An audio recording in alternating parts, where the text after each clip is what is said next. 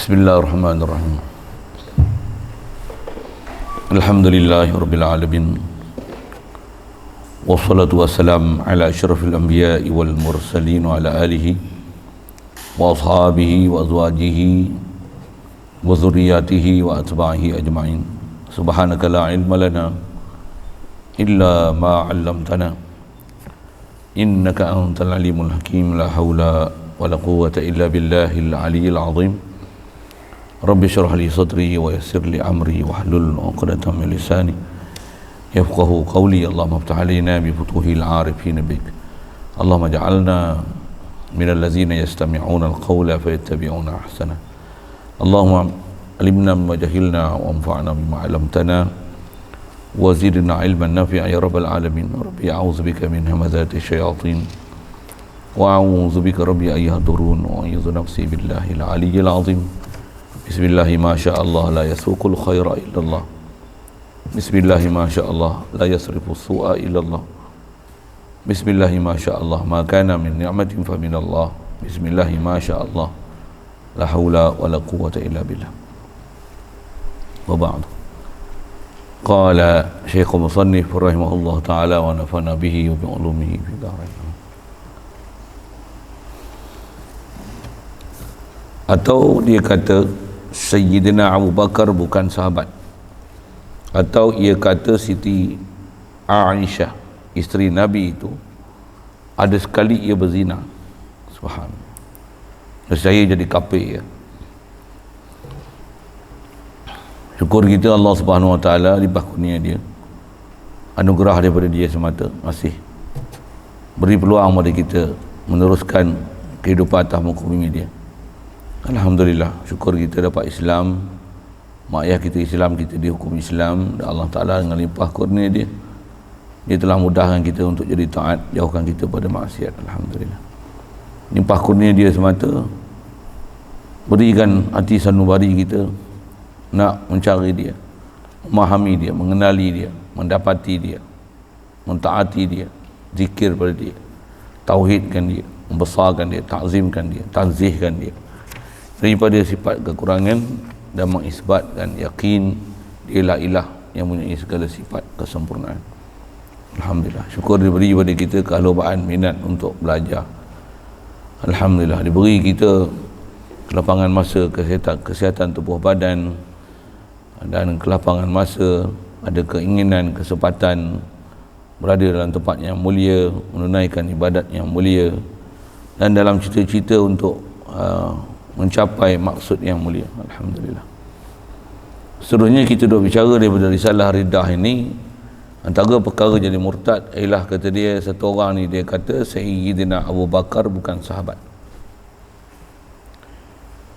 Siapa-siapa menafikan Sayyidina Abu Bakar sahabat Nabi, kafir, murtad. Alhamdulillah. Pasal apa? Sekaidah kita dalam bab syai' ma'lum fid din bidururah satu, dan pula wajib kita beriman. Antara syai' maklum fiddin bitururah tu beriman dengan Al-Quran dan isi kandungan Al-Quran. Antara isi kandungan Al-Quran adalah Allah Subhanahu Wa Taala sendiri mensabitkan pangkat sahabat itu kepada Sayyidina Abu Bakar. Iz yaqulu li sahibihi. Tentu yang atas apa yang disebut oleh ulama dan sepakat ijma' ulama mengatakan yang dimasukkan dengan sahibihi dalam Al-Quran tu adalah Sayyidina Abu Bakar. Izhuma fil ghar iz yaqulu li sahibihi la tahzan innallaha ma'ana. Terjemah dia, ingatlah ketika kedua-dua orang ni ada dalam gua Sur di Jabal Nur. Waktu Rasulullah menyinggah di situ, berehat sebentar untuk meneruskan perjalanan ke Madinah. Orang kafir sedang mencari Rasulullah, nak bunuh Rasulullah sallallahu alaihi wasallam. Sayyidina Abu Bakar punya takut, satu hal, nak takut ada orang jumpa, mereka akan perasankan Rasulullah dan Rasulullah akan dipengapakan oleh mereka. Situlah turun ayat Quran tu. Izhuma fil ghar iz yaqulu li sahibihi, ketika Rasulullah berkata pada sahibihi. Sayyidina Abu Bakar isyarat dilalah dalam Quran tu, kalau nisbah lafaz dalam Quran tu sebut dengan sahibihi. Sayyidina Abu Bakar ni siapa? Sahibihi, adalah sahib. Bahasa terjemah kita sahabat Nabi SAW. Menafikan sahabat, pangkat sahabat, menafikan suhbahnya Sayyidina Abu Bakar dengan Nabi SAW adalah murtad kufur, pasal dia apa istilahnya, kontradik dengan Quran. Allah mengisbatkan kata Sayyidina Abu Bakar ni sahibihi. Ada orang menafikan pangkat sahabat daripada Sayyidina Abu Bakar, murtad. Jelas kata. Tak syarah panjang padanlah tu. Jadi kalau nisbah kumpulan, antara kumpulan yang boleh jadi murtad ni antaranya Syiah. Pasal dia bukan saja memfasikkan sahabat, mengkafirkan sahabat. Jadi Sayyidina Abu Bakar ni takkan sahabat ya Allah Ta'ala mention dalam Quran dengan lafaz sahibihi tu dia hukum fasik ataupun kafir. Menafikan sahabat tu satu hal, meletakkan fasik ataupun kafir pada para sahabat sama ada salah, pasal bercanggah pula dengan hadis Nabi. Siap. Satu, beware of Syiah. Kalau boleh perasan kumpulan Syiah mana, perasanlah. Siap. Antara pahaman Syiah ni kita nak kenal macam mana? Dia benci sangat dengan para sahabat. Nak kenal Wahabi macam mana? Dia benci sangat dengan ahli bait. Itu nak kenal CP mudah ni. Dua kumpulan manusia yang pening zaman ni yang ramai, dua tu lah. Paling ramai tu Wahabi tu. Ni satu lagi yang duk pening-pening ni, siapa tu? Yang pluralisme.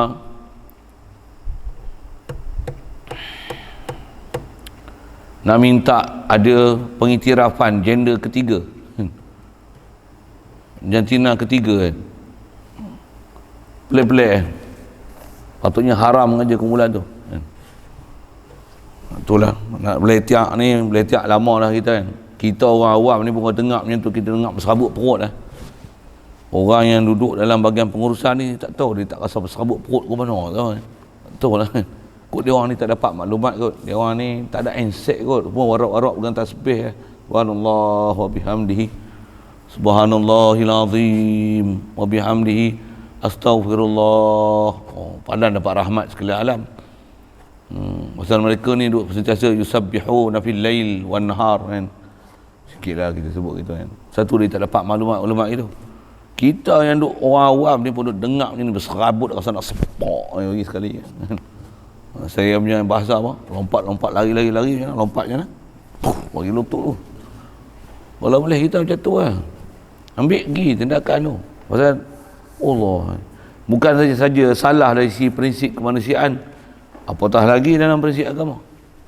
Siap. Sikitlah sebut ke sana. Jadi hati-hatilah kumpulan-kumpulan sesat ni. Asal zaman ni kumpulan sesat cukup banyak. Jadi atas kita bicara ini sesat bukan sebarang sesat ni. Sesat ni keluar dari Islam tu.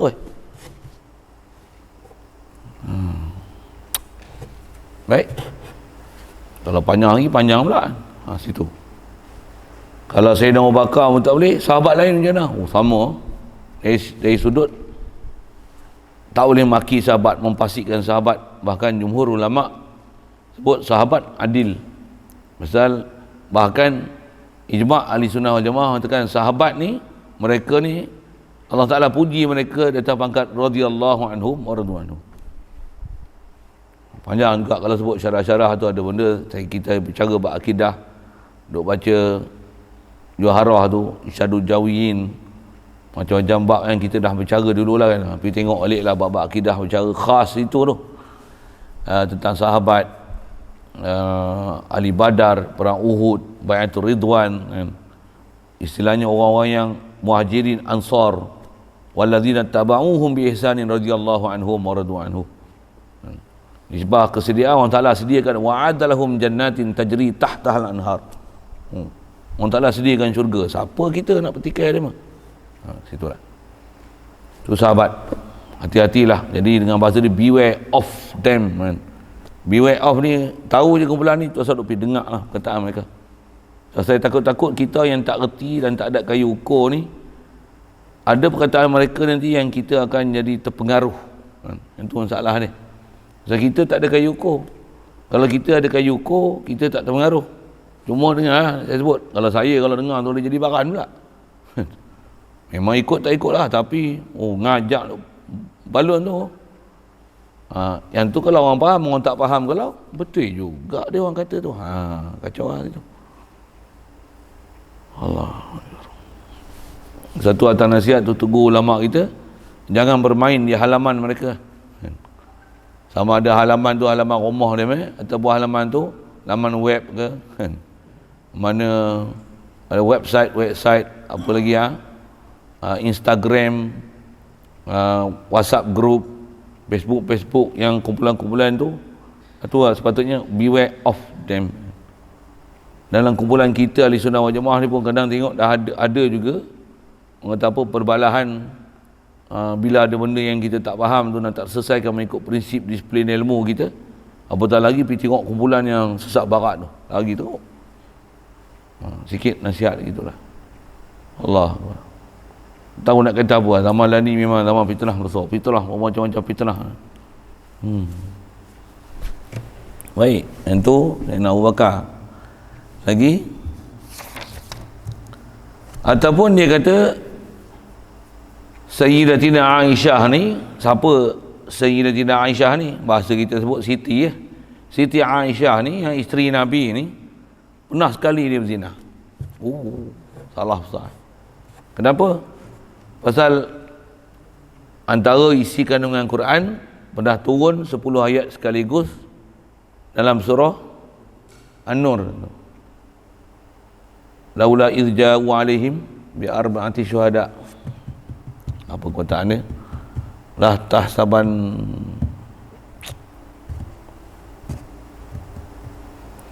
walladzina ja'u bil ifki usbatun minkum la tahsaban wa syarrul lakum bal huwa khairul lakum likulli imri'in maktasaba minal ism. Tengok situ lah. Surah An-Nur.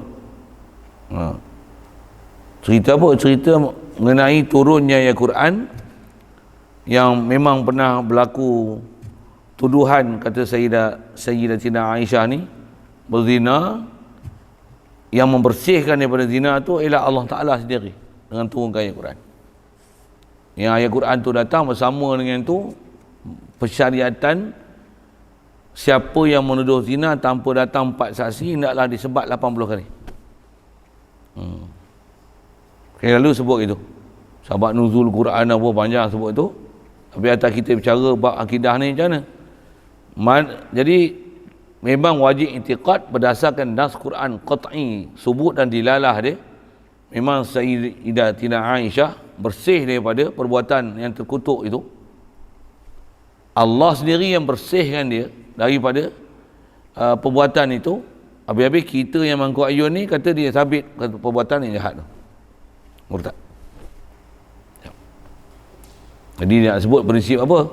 Jadi murtad tak murtad ni macam mana? Ada benda yang memang sabit dengan Quran, dengan qat'i subut, yang ni memang Quran, dilalah dia pun menunjukkan maksud dia qat'i putus.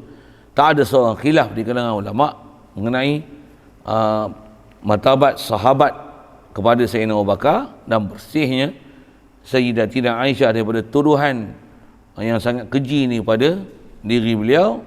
Siapa-siapa yang berlaku di sebaliknya menafikan sahabat pada Sayyidina Abu Bakar, menuduh perbuatan yang keji itu kepada Sayyidatina Aisyah, murtad. Itu ada bab yang kadang-kadang kita mengaji major topik, tapi minor topik kita tak belajar. Yang ni yang masalah ni, yang saya sering sebut dalam bab-bab ni, apa dia? Itu yang saya selalu ungkapkan, jahil adalah bahaya. Itulah. Jahil adalah bahaya. Dan jahil ni, jahil apa? Jahil tak faham mengikut kacamata syarak. Itu masalah kita lah. Tambah pula kita ni kerana sibuk dengan kerja kita ada satu profession pekerjaan, dan pekerjaan kita tu kadang dia ada trend dia, passion dia, adat dia, kebiasaan dia, dan apa saya nak sebut, ada disiplin mengikut profession kita. Bila kita disiplin, telah didisiplinkan ikut profession pekerjaan kita, Ada benda yang kadang hukum syarak, tetapi oleh kerana kita dah terdidik dengan profession kita, hukum syarak tu kita akan abai lah. Kita rasa profession yang kita buat ni lah yang betul. Contoh mudah lah, pramugari dia macam mana? Mesti sentiasa segak, cantik, lawa, macam mana? Keterampilan, wangi, macam tu kan? Seksi, ketat, macam tu kan? Bila bahasa itu kan? Segak, apa-apa, mesra, bercampur lelaki perempuan. Jadi biasalah benda tu kan, tak ada masalah dia. Itu dia punya prosedur, itu SOP dia. Jadi kalau kita ditegur macam mana, kita akan dianggap sebagai orang yang menimbulkan perpecahan dalam masyarakat. Itu dia akan jadi itu. Pasal apa? Pasal apa buat-buat bising ni, kau ikut kau sudahlah. Biar kita duduk Malaysia ni aman damai. Dia akan jadi itu. Pasal apa? Pasal kita akan menghukum mengikut apa profession kita. Pasal kita pada diri kita dah buat betul. Jadi kita tengok siapa yang tak ikut kita punya SOP, yang tu tak betul lah. Padahal kita yang tak betul tu. Contoh antara yang kita dah belajar ni, kita sebut bab custom misalnya kan. Custom ni umumnya tuk-tuk guru yang masyhur kita duk belajar. Bahkan dengan kitab-kitab yang disebut oleh ulama, memang salah besar pasal istilahnya penyamun jalanan, dia qati'ut tariq. Cuma dia terhormat pasal dilantik oleh pemerintah. Orang yang memang duduk jadi kerja custom, orang yang memang jadi pemerintah, yang dia buat lantikan custom, dengar tu terkejut beruk. Salah ke aku buat ni? Aku nak jaga Malaysia. Yang salah nanti siapa? Kita lah salah. Kita lah salah. Pasal apa? Dah lama dah kutip cukai excise custom dia je apa semua tu. Jadi kita pula salah. Begitu juga sistem-sistem konvensional ni, sistem perbankan yang riba-riba ni. Bila kita kata yang ni salah, yang ni salah, yang ni haram, ni haram, ni haram, orang lain tak bisa bersuara pun. Bahkan ada panel-panel syariah yang mengatakan yang ni patuh syarak. Ustaz Mangkuk Ayun ni seorang ni bising. Kita lah masalah. Kita akan dipanggil. Tentulah. Kaedah kita macam mana? Nak sebut kalau nisbah Rasulullah tu macam tu lah. Tok nenek moyang dulu dah lama dah sembah berhala. Macam mana? Dan datang Rasulullah macam mana? Senyap-senyap sudah lah. Kau nak ikut kau seorang tak boleh, habis pengaruh, habis semua orang untuk ikut kau. Masalah. Siapa yang masalah sebenarnya? Sepatutnya siapa yang hak tu bagikan hak pada dia, yang batil ni sakih hak batil tu. Hatta kita yang batil sakih kita tu. Ini prinsip kita. Yang ni yang zaman ni prinsip-prinsip macam ni pun tak ramai orang yang nak boleh duduk di tempat tu. Si ayat Quran sebut tu. Semalam kita cari ayat tu dah tak jumpa tu. Qumu lillahi syuhada walau ala anfusikum wa bil walidain.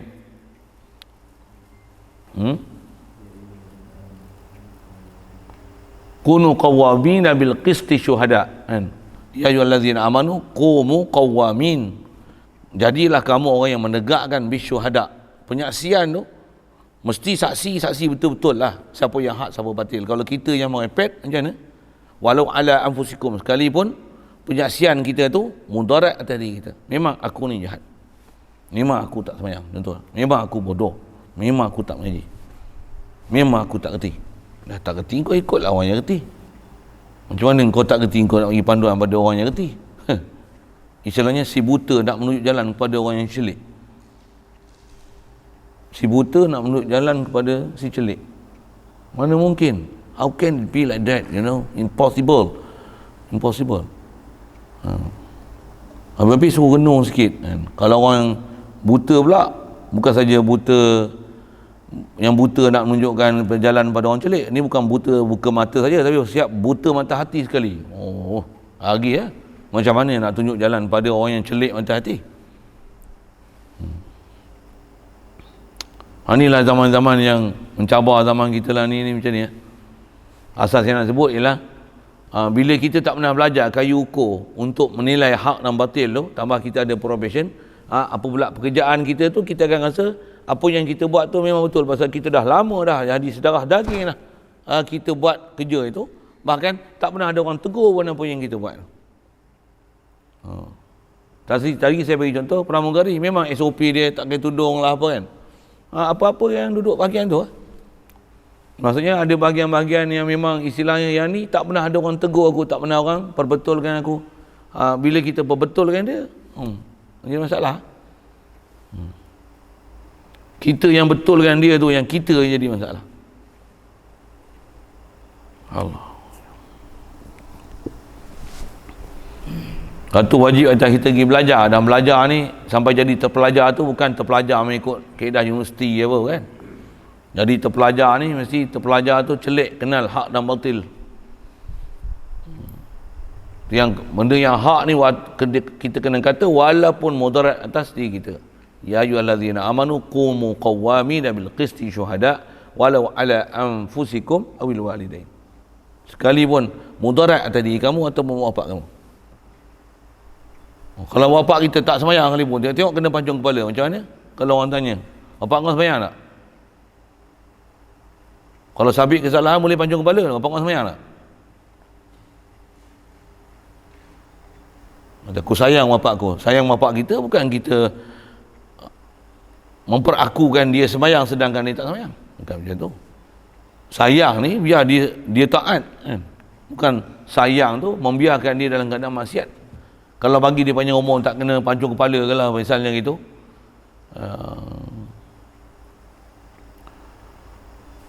Akan istilahnya memanjangkan umur dia dalam keadaan dosa dan maksiat. Panjang tu kalau sebut tu kan. Masa lagi ada orang salah hurai lah, kacau lah tu kan. Dengar sekerat aja. Kita pun cerita ringkas je. Tapi nak kata dua bit nak sebut tu, walaupun benda tu mudarat atas diri kita sendiri. Satu sahabat ni turun ayat Quran yang seumpama itu, dan mereka ni adalah orang yang dapat pangkat radhiyallahu anhum wa radu anhu tu. Yang mereka macam tu. Iman mereka itu menyebabkan mereka ni yang kunu qawamina bil qisti syuhada walau ala anfusikum tu. Kalau ada mereka buat salah macam mana? Pergi kat Rasulullah mengaku, ya Rasulullah, aku dah buat salah macam ni. Kalau kata yang ni, rejamlah aku sampai mati. Maksud apa? Aku dah buat salah, qad zanaitu, aku dah zina. Mengaku depan Rasulullah ni. Walaupun gila mengaku zina. Orang zaman tu bukan gila, waras dia mengaku gila. Orang zaman ni siapa yang mengaku zina macam mana? Kata yang ni sakit mental. Kaedah nak lepas lah ni semua sakit mental. Sakit mental. Sikit lah sana. Atau kata anak haram kepada orang Islam, maka dinamakan menuduh ibunya berzina, maka ia itu tiada jadi kafir, hanya berdosa besar jua. Wajib dihadkan dia 80 rotan pukul. Satu, jangan celupar mulut tuduh anak haram. Haram jadah tak apa lagi. Itu kasar juga kan. Bahasa Melayu kita haram jadah tu kasar lah. Ya, haram jadah ni orang Melayu tak faham ni, ingat haram jadah ni maki apa tak. Haram jadah tu haram seharam-haramnya kan. Itulah maksud haram jadah tu. Jadah tu haram jadah, macam jiddan ni haramun jaddah. Wa annahu jaddu rabbina mattakhadha sahibatan wala walada jadda tu. Allah Ta'ala ni jaddu rabbina, sungguh memang dia adalah Tuhan kita. Antara makna jadda ni sungguh, ya, betul, sungguh, realiti, tak nafui, tak ada syak langsung, besyak kan, tak ada syak langsung. Itulah antara makna jadda tu. Jadi antara jadda haram, jadda ni memang haram, betul-betul haram. Tu haram jadda. Kalau anak haram, tu lain. Anak haram ni kita maksudnya kita menuduh dia adalah hasil daripada mak bapak dia buat satu hubungan yang di luar nikah. Istilahnya menuduh mak bapak dia berzina sedangkan kita tak pernah tengok pun perlakuan tersebut. Menuduh anak haram maksudnya menuduh mak bapak dia berzina, sabit kesalahan, bawa masuk mahkamah. Memang sabit kita sebut macam tu, mengaku pula memang ni ada saksi pula mengatakan kita tuduh orang ni anak zina, anak haram, anak zina. Sabit kesalahan 80 rotan. Cuma tuduh orang anak zina, maksudnya tuduh mak bapak dia berzina, dia taklah jadi murtad. Tapi perkataan tu tak eloklah untuk diungkapkan. Jadi yang ni taklah jadi murtad, taklah jadi kafir, dosa besar. Pasal apa tu dosa besar? Pasal kaedah dosa besar, dobi ulama kita, setiap perlakuan dosa yang kena hukum hudud, tu kena dosa besar. Tu yang dosa besar. Antara kaedah-kaedah mengenal dosa besar, dosa kecil. Apa dia dosa besar? Setiap dosa yang ada hukuman dia kena hudud, potong tangan, sebat 80 kali pasal tuduh zina tak ada saksi.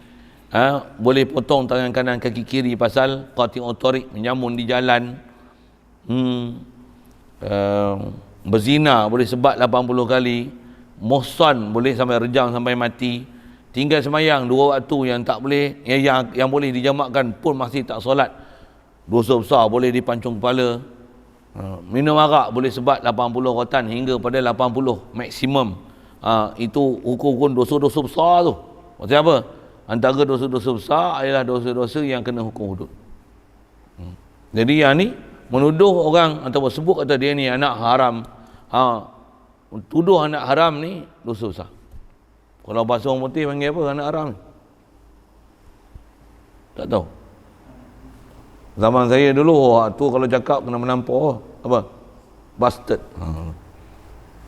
Bastard. Tak tahu lah ni orang tak apa nak sebut lah tu. Allah dulu tu sikit bastard.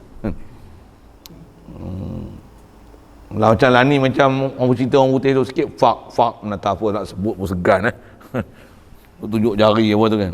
Macam tu lah. Kalau dulu bastard, sikit bastard, shit sebut tai kan. Saya pun sebut tai kan, tai kucing. Saya kalau sebut dulu saya marah saya sebut tai kucing. Kalau orang putih shit tak lembu. Shit tak apa, tak lembu. Tai lah. Umum tai panggil shit lah kan. Tak tahu. Tak tahu juga. Semua tak kerti sama ni. Sampai ada seorang meninggal dah pun kan. Dulu masa duduk bising-bising politik tu, ada seorang sastrawan Malaysia kan. Dia tulis satu tajuk buku, nama dia Shit. Popular dulu buku tu. Kepala tai, ekor tai, pokok tai, tai. Dalam buku tu cerita tai kan. Kepala otak dia tai, perut dia tai, anak tai. Ni kepala tai, anak tai.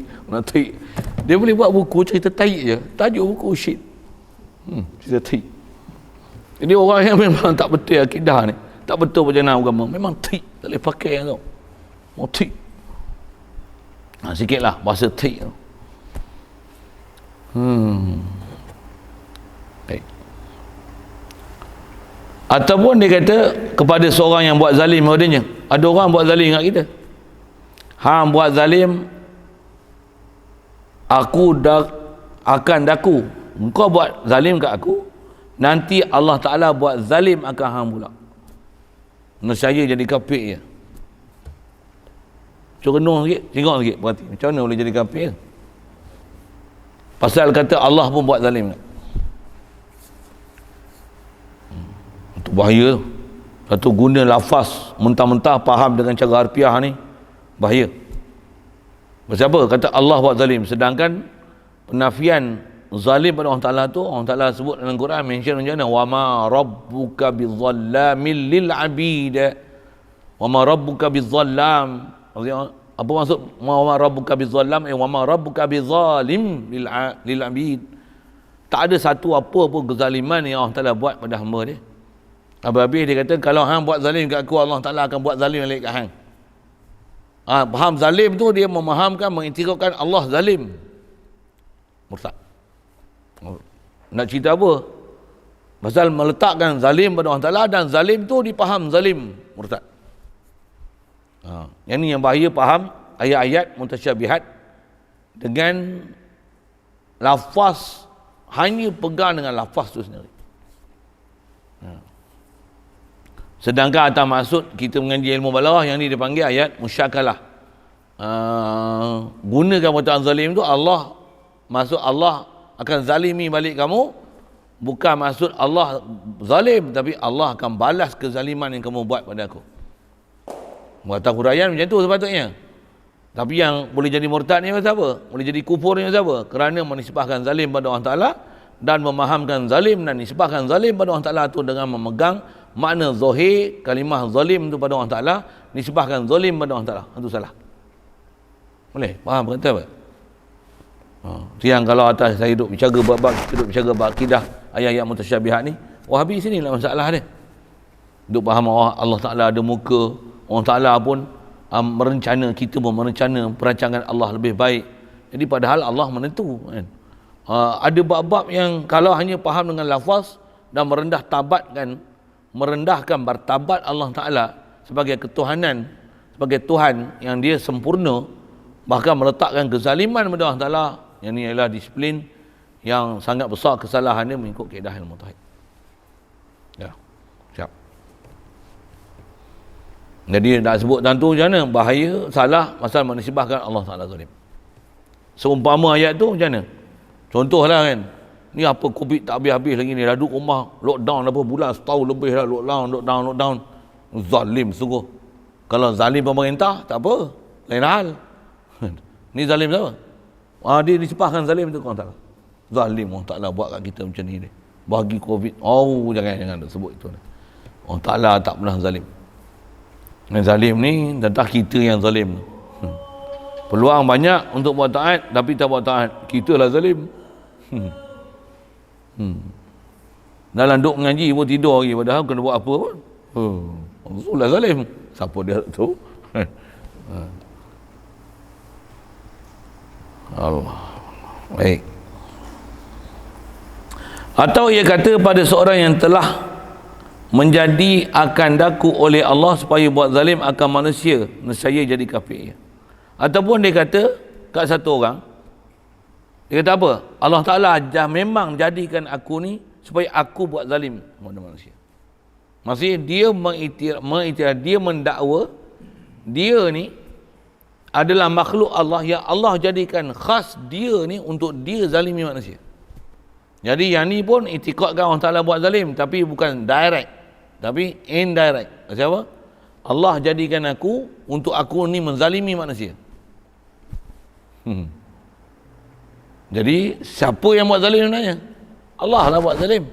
Jadikan aku untuk aku menzalimi manusia. Jadi seolah-olah perkataan itu nak menunjukkan bahawasanya dia buat zalim ni tiada lain melainkan Allah lah sebenarnya buat zalim kat kamu, dengan jadikan aku ni sebagai orang yang nak meluluskan perencanaan buat zalim itu, dengan jadikan akulah orangnya.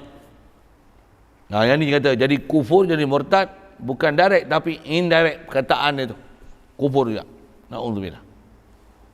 Satu ayat-ayat tengok kalau jadi murtad jadi kufur ni banyak.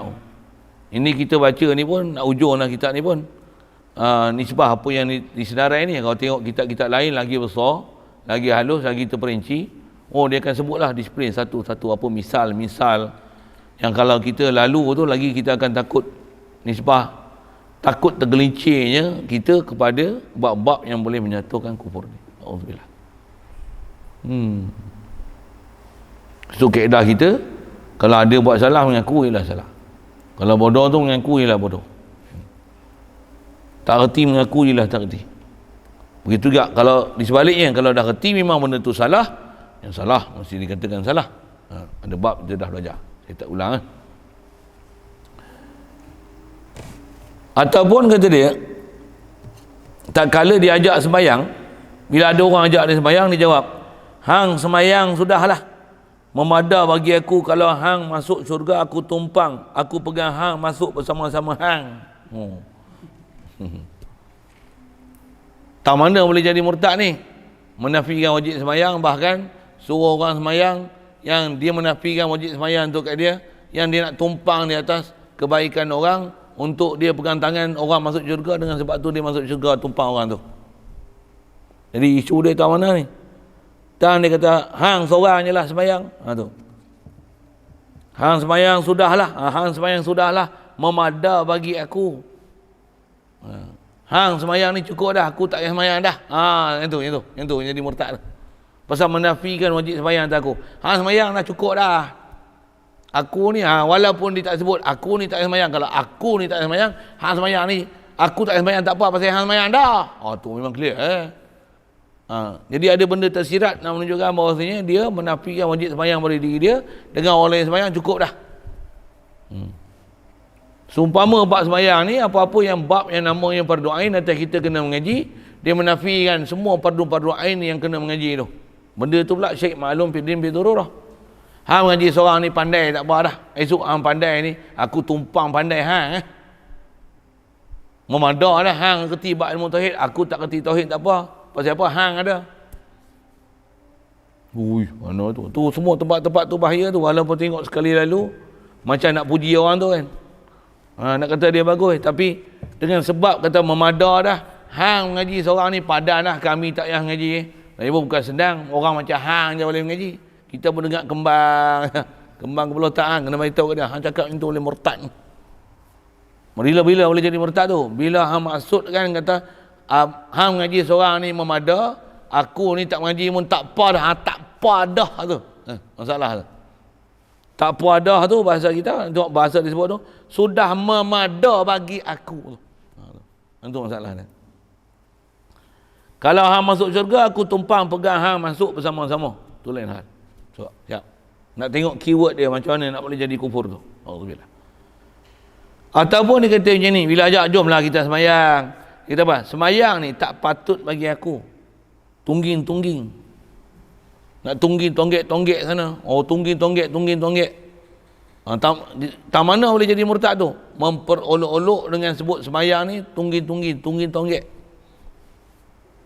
Alah duk semayang duk tungging tonggek. Tungging tonggek tu. Apa dia? Mempelekal atas maksud, mempelekal, mempersenda, memperolok, murtad.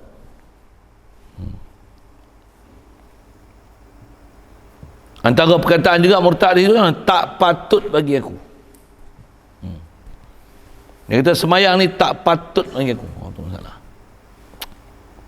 Tang tak patut tu, tang tunggin punggung tu, tunggin tonggek, apa adik-beradik bahasa tu. Ataupun dia kata macam ni, kalau aku semayang aku jadi barwa. Aku ni kalau semayang macam hang ni, aku pun barwa macam hang. Oh, semayang jadi barwa, tak semayang tu jadi apa? Dia kajarnya. Oh. Menisbahkan orang yang ibadat, orang yang taat ni kepada barwa ni masalah. Yang barwa ni siapa? Barwa ni orang tak semayang tu, barwa. Jadi tak mana ni? Membahasakan, mempelekeh, memperolok, mempersenda, memperolok-olok orang yang semayang, orang yang taat dengan perkataan memperolok, mempersenda-sendakan dia taat pada agama tu murtad. Dia CPS itu lah. Lagi. Dia kata apa? Bila ajak semayang, jomlah kita ke semayang. Tak ada faedah semayang buat angin masuk jubah. Orang kita macam jauh kalau tengok ni. Ni dia bagi contoh ni kan. Jadi masalah ni tahu nak? Dia buat lekeh. Jadi kapik lah. Ajak semayang, jomlah kita pergi masjid. Pergi masjid pun tengok tak kaya lah. Aku tak pergi masjid kaya dah hang lagi. Hang pergi masjid pun tengok duk miskin tu, makan soru pun tak cukup, kereta pun tak ada. Tengok aku tak semayang pun kereta 5 biji, 10 biji. Ni 20 biji ni. Oh, jaga ajak tu, semua bahaya. Istilahnya apa? Berbangga-bangga dengan keadaan tak taat dan mempelekeh dan mempersenda, memperolok orang-orang yang taat. Berbangga dengan maksiat, kufur. Maksiat dosa, berbangga dengan maksiat adalah kufur. Ada boyfriend tak? Tak ada boyfriend. Kalau perempuan lah. Ada girlfriend tak? Tak ada girlfriend. Muka hang ni tak laku sekupang pun. Aku bukan tak girlfriend. Aku dah tidur apa orang perempuan lah. Buat maksiat diam-diam sudah. Ni berbangga dengan dan menzohirkan benda-benda maksiat. Buat maksiat, berbangga dengan maksiat, kufur. Tak bisa minum arak, tak bisa minum seteguk pun. Alah leceh tak bisa minum arak. Aku dah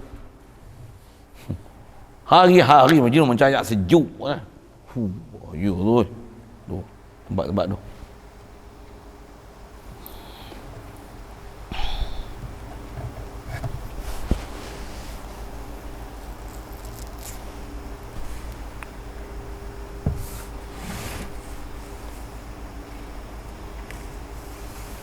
Ataupun dia kata macam ni lagi, jika Allah seksa aku sebab aku tinggal sembahyang serta aku ni sakit, maka Allah hendak buat zalim atas aku. Ni aku sakit, aku tak sembahyang.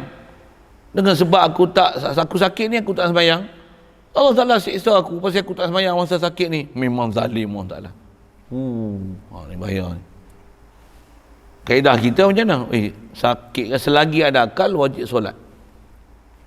Buat solat macam mana? Tak boleh, itulah tak boleh sembahyang berdiri, sembahyang duduk. Kena mengaji bab ni. Satu, Tu sebut asal prinsip apa? Bodoh ni bahaya.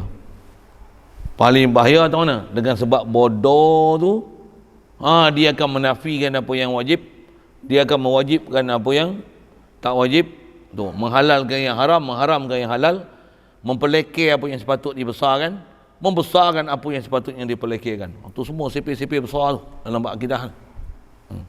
Jadi punca jadi masalahnya ni pasal jahil. Tu jahil bahaya.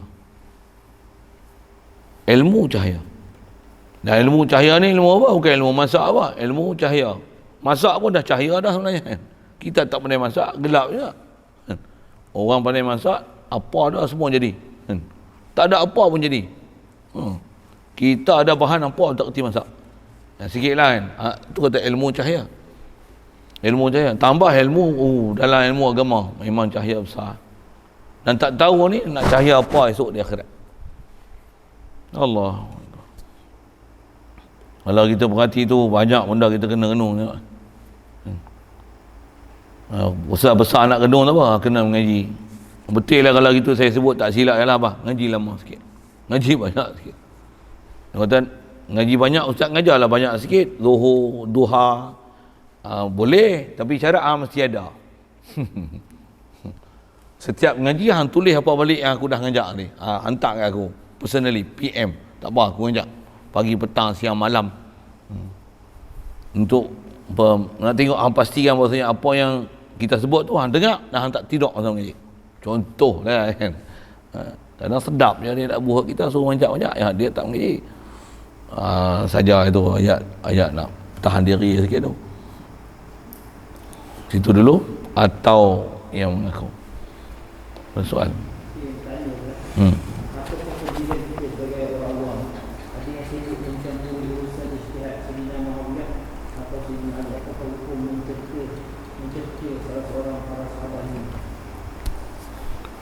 Kaedah kita orang awam ke orang khas ke? Soalan mengenai perkelahian yang berlaku antara Sayyidina Ali dengan Muawiyah.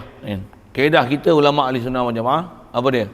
Wa ma jara baina sahabi naskutu anhu wa ajral ijtihadi nusbitu. Apa yang berlaku perkelahian perbalahan di kalangan para sahabat, pasal umum para sahabat ni adil, mereka telah dipangkat khaskan oleh Allah Taala dengan radhiyallahu anhum wa radu anhu, wa adalahum jannatin tajri tahtaha al-anhar. Dah sediakan syurga untuk dia orang. Kita pandai-pandai pula nak kata orang ni fasik, orang ni mencerca pula Sayyidina Muawiyah ataupun Sayyidina Ali ataupun salah satu daripada keduanya atau kedua-duanya sekali. Yang ni ada masalah dalam bab akidah. Kaedah kita macam mana? Kita pun tak duduk zaman sahabat. Apa yang dah berlaku, mereka pula dah wafat, dah meninggal. Kalau jahat, ayat tu dengar elok. Kalau jahat pun dah dapat balasan. Kaedah kita macam mana? Lebih baik tahan lidah kita daripada memberi sebarang ulasan. Apa yang berlaku, memang berlaku perang, wallahu alam. Dua-dua baik. Ni sahabat, ni pun sahabat. Mereka kelahi bukan macam mana kita kelahi. Kita walaupun tak kelahi, mereka lagi sahabat. Sahabat yang duk kelahi lagi baik daripada kita yang duk kelahi. Terbalik. Sahabat yang duk kelahi sekalipun perang nak nampak berbunuh-bunuhan sekalipun, lebih baik daripada kita yang tak kelahi. Bahkan umum kita yang duk ngaji ni, duk ngajak ni macam mana? Sahabat lagi baik daripada kita. Itu kaedah kita ahli sunnah wal jamaah. Jadi jangan sama sekali berani untuk masuk campur, berbicara, apatah lagi mencerca. Selalu yang jadi cercaan ni Sayyidina Muawiyah. Satu kaedah saya ngaji, guru ada duk sebut macam mana kemuliaan yang sepatutnya beri pada Sayyidina Muawiyah kan, bin Abi Sufyan.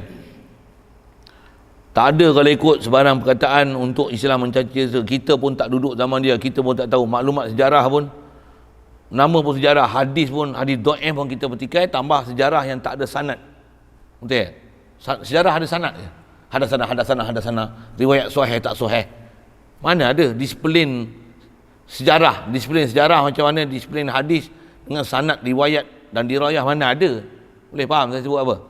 Sejarah ni boleh ditokok tambahan, boleh direka cipta. Jadi dengar cerita yang daripada mulut ke mulut, walaupun satu generasi ke generasi, walaupun nampak macam betul, sedangkan disiplin ilmu kita belajar dalam bab akidah, siapa sahabat, kedudukan mereka macam mana, kaedah dia macam mana, jangan memandai-mandai masuk campur untuk berbicara, apatah lagi mencaci cerca orang yang bergelar sahabat. khas atas kita sebut tu dalam peperangan antara Sayyidina Ali dengan Sayyidina Muawiyah, nak mencaci Sayyidina Muawiyah. Apa? Please stop it. Stop it. Stop it. Berhenti kan. Itu kalau ikut disiplin. Jangan kata orang awam, orang alim sekalipun tak dibenarkan bicara. Tak dibenarkan bicara dalam bab tu. Siapa? Dia akan menjerumuskan kita ke lembah binasa. Apa dia? Memaki sahabat. Sedangkan Rasulullah kata wala tasubbu ashabi, jangan kamu maki sahabat-sahabat aku. Rasulullah tak bagi maki sahabat, kita duk maki sahabat. Seolah kita menilai lebih baik. Jagalah hak tu. Saya ngaji Tok Guru sebut macam ni ya, daripada kita duk bagi hukum kepada Sayyidina Muawiyah dengan Sayyidina Ali tu, baik kau bagi hukum hak ni. Vaksin tak vaksin ni. Bopi tu. Kau bagi nilai hak ni, benda yang duk depan mata kita pun kita tak erti nak menilai mana hak dan batil. Tiba-tiba nak bagi hukum pada orang yang kita tak pernah duduk zaman tu, maklumat pun belum tentu yang mana betul, yang mana palsu. Lepas tu kita nak buat keputusan dengan yakinnya hak sana, hak depan mata kita ni, kita nak tahu benda ni betul tak betul, masalah, mudarat, munafaat, mana yang kena ikut tak kena ikut, yang ni pun duk pening kepala, yang depan mata, yang sepatutnya boleh kita selesaikan dengan budi bicara, tapi yang kita nak pergi bahas yang kita tak tahu apa-apa. Sikit lah. Saya ngaji Tok Guru buat misal yang tua dulu. Tu zaman saya dulu antara duk mengaji kata dia, ni hak hijau dengan biru ni pun tak boleh nak nilai mana hak dengan batil. Pergi masuk parit lah. Nak bahas apa? Hak tu orang tak kenal mana hak dan batil. Masa mudah ada. Betul kan? Betul kan? Itu sekali lalu. Lain?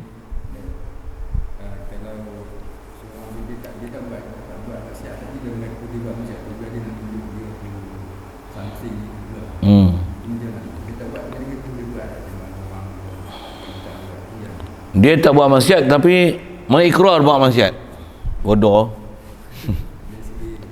Kalau dia cakap tu bukan, kalau dia sebut tu untuk berbangga buat maksiat, memang dia tak buat maksiat, tapi dia nak bangga-bangga, dia konon ni dah buat macam ni, memang dia tak buat pun, tapi berbangga-bangga dan menzohirkan diri dia buat maksiat itu adalah satu benda yang istilahnya bercanggah dengan kawaid syarak. Sepatutnya macam mana?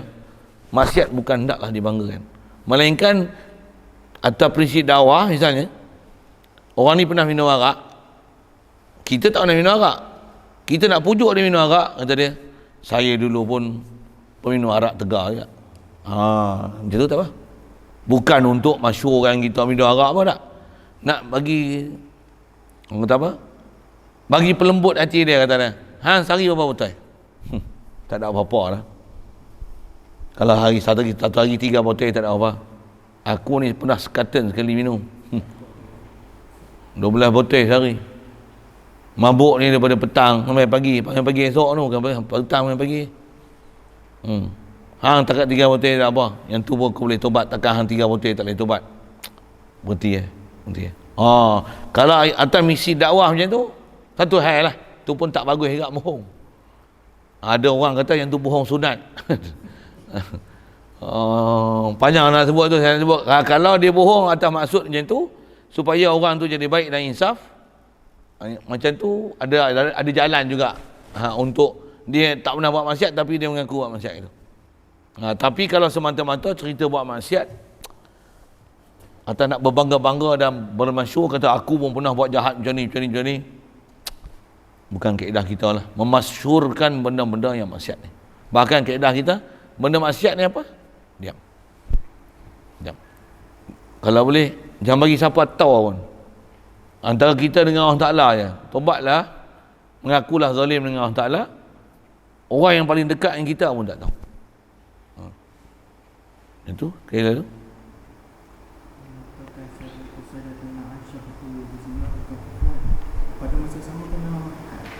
Pada yang sama.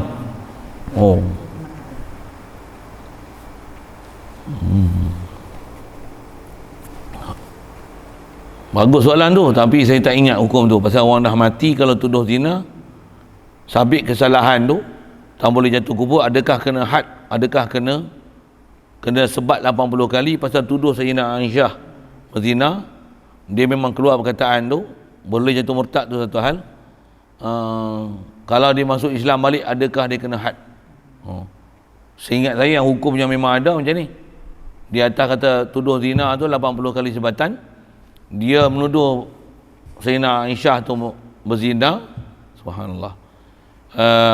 Sedangkan bercanggah dengan Quran boleh jadi murtad.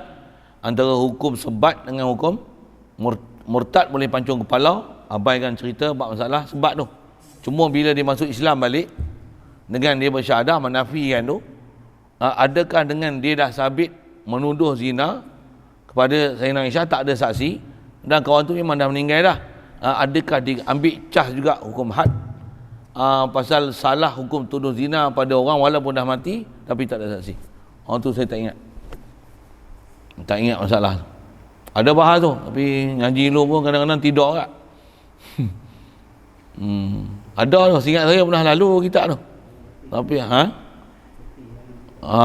ngaku biar memang tidur kat, saya ngaji tidur kat. Tuan-tuan tak apa, semua tak tidur. Saya ada waktu lena kat aku. Berdengkur siap ada orang cuit lebih. Buat sebut rukha. Apa yang tu? Tapi tak ingat tu. Ini bagus soalan tu. Best soalan tu, mencabar saya sikit. Okey. Macam mana? Wa ma rabbuka. Oh, zalim tu kan. Tanggung zalam tu dengan makna zalim. Pasal zalam tu dia antara wazan amsilatul mubalaghah kan.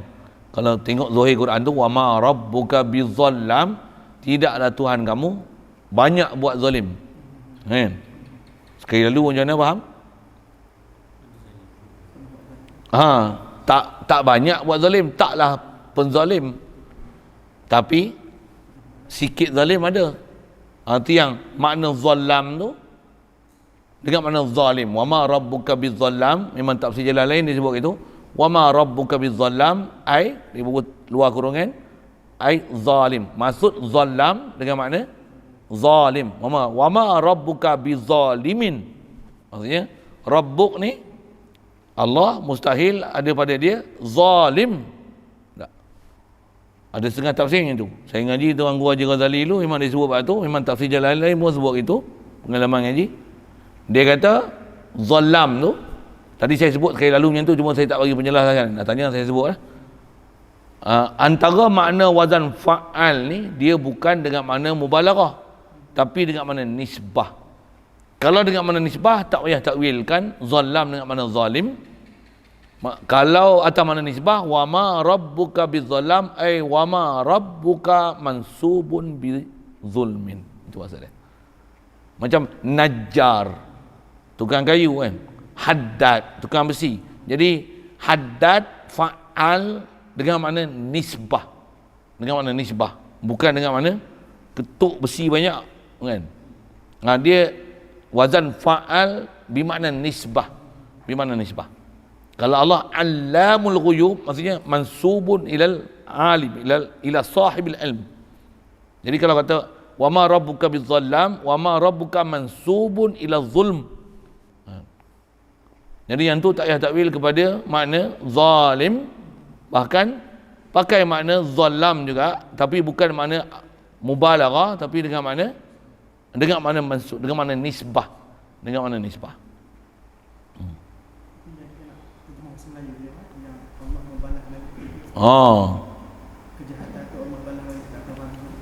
Bahasa tu kan musyakalah. Allah Ta'ala, kalau kamu buat zalim kat aku, Allah Ta'ala akan balas balik kezaliman yang kau buat kat aku. Itu maksud dia.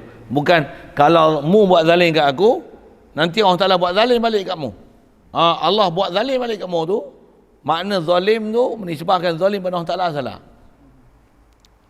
Kalau dia, tapi ayat tu kan menyebabkan orang jadi masalah kan kalau dengar kan. Jadi kalau mu buat zalim kat aku, Allah Ta'ala akan balas balik zalim mu kat aku. Balas zalim, bukan Allah buat zalim. Subhanallah. Kalau guna juga yang tu atas kaedah musyakalah, tu istilah dalam ilmu balaghah lah.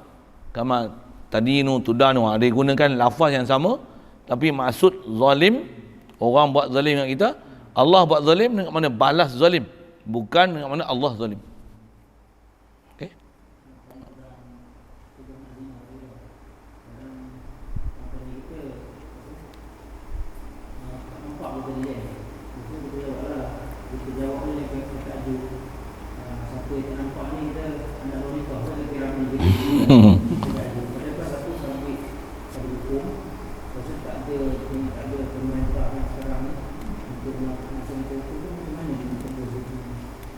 Oh, soalan mengenai perkataan tuduhan anak luar nikah tu lah kan. Jadi kalau pemerintah yang tak melaksanakan hukum dia, kaedah dia taubat lah. Sekalipun dia kata siapa tak nampak ni tengok tu, nampak tu dia sembunyi kat sini ni, siapa tak nampak, itu tanda dia anak luar nikah. Ayat tu gurauan tu satu hal lah, tapi tak cantik lah gurauan tu kan. Tu Piramli ajak tu kadang kacau agak sikit tu. Apa nak sebut? Apa nak sebut ni? Jadi kalau ada, kita dah sebut dah salah, kalau ikut kena 80 kali sebatan, kaedah dia taubatlah. Pemerintah memang tak ambil endah benda-benda macam tu. Tak ada pada dia, tak ambil salah pun kan. Tak pernah ada satu enamen peraturan kesopanan dan kesusilaan untuk disyarahkan dengan makna macam tu. Tak tahu, saya tak pernah jumpa lagi lah. Tak pernah dengar pun ada orang-orang yang duduk dalam bahagian tu mensyarahkan dalam makna macam tu. Tutup guru kita yang duk mengaji, yang duk sebut macam tu. Jadi kaedahnya kalau siapa dah terlajak duk cakap macam tu, tambah dulu duk banyak sebut kata macam tu, tobatlah, menyesallah, dan azam takkan buat lagi, keluar daripada dia, putuskan rangkaian dosa tu dengan azam tak nak buat. Dosa kena putuskan rangkaian dia. Selagi tak putuskan, bertali-tali. Bukan putus rangkaian COVID ni satu hal, paling besar putus rangkaian dosa. Apa kaedah dia? Taubat. Taubat pemutus rangkaian dosa. Selagi tak taubat, walaupun tak buat jahat, masih hukum buat jahat pasal belum putuskan rangkaian dosa. Itu istilah saja nak gunakan putus rangkaian. Bersempena dengan musim-musim apa istilahnya apa? COVID tu lah kan. Putuskan rangkaian dosa tu. Yang tu maksudnya. Bismillahirrahmanirrahim. Allahumma nawwir qulubana min nur hidayatika kama nawwartal arda wa nur syamsika wa nabada bi rahmatika ya arhamar rahimin warzuqna fahman nabiyyin wa hifdzal mursalin wa ilhamal malaikatil muqarrabin wa sallim tasliman ala jamil anbiya'i wal mursalin walhamdulillahi rabbil alamin.